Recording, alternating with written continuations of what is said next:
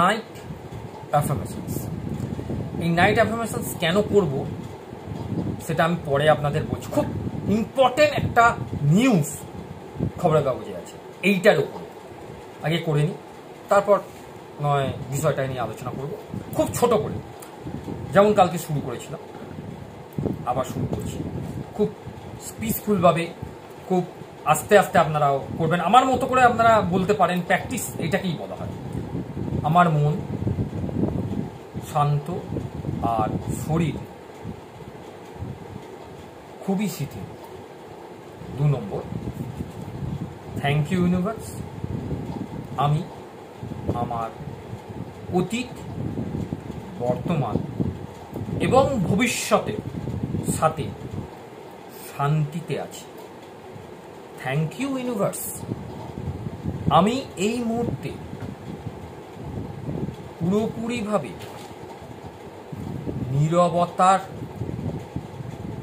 কে আলিঙ্গন করছি। Thank you universe, আমি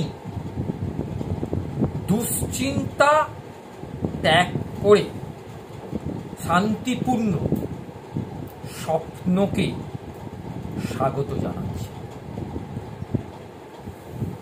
থ্যাংক ইউ ইউনিভার্স, আমার বিছানা খুবই আরামদায়ক এবং বিশ্রামের উপযুক্ত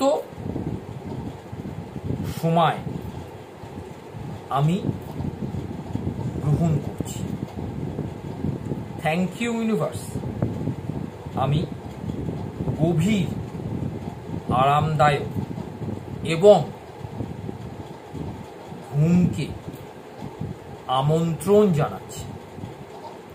থ্যাংক ইউ ইউনিভার্স, আমি নিরাপদ, সুরক্ষিত এবং স্বাচ্ছন্দ্য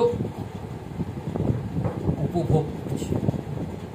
থ্যাংক ইউ ইউনিভার্স, আমার নিঃশ্বাস পুরোপুরিভাবে স্থির এবং আমি গভীর ঘুমের জন্য আচ্ছন্ন হয়ে পড়ছি।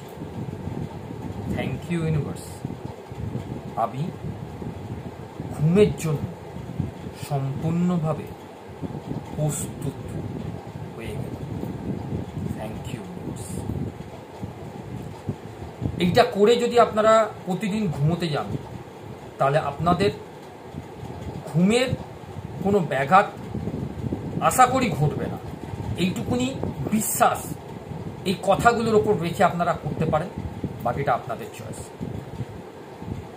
এর পিছনে লজিক হচ্ছে আপনারা যখন এটাকে প্র্যাকটিস করবেন, আপনাদের বাচ্চারাও এটা করবে। বাচ্চা বলতে আপাল বৃদ্ধ বনিতা সবাই, ছোট থেকে বড় সবাই যদি এটাকে প্র্যাকটিস করে, একটা জিনিস আপনারা ধরে রাখুন, তারা কখনোই সুসাইড বা আত্মহত্যার মতো এই জায়গায় পৌঁছাবে না। যে কোনো বয়সেই হোক না কেন, যে কোনো পরিস্থিতির মধ্যেই তারা পড়ুক না কেন, করাটা না করাটা আপনার চয়েস। কারণ আজকের খবরের কাগজে, অর্থাৎ আজকের বর্তমান পেপারে, এটা আজকের বর্তমান পেপার, এই আজকের বর্তমান পেপারে বাবা আমি ভুল করিনি, মেয়েটিকে আমি চিনি না, একটা ক্লাস 9-এর ছেলে, এই কথাটি বলে আত্মহত্যা করেছে। বুঝে দেখুন, তার মেন্টাল হেলথ স্ট্রেস এবং শারীরিক নির্যাতন তাকে বাঁচতে দিল না। অ্যাফার্মেশনস করবেন কি করবেন না সেটা আপনার চয়েস। আমি তো কন্টিনিউ করে যাব আর কন্টিনিউ ইউটিউবে আপনাদের আপলোড করে যাব।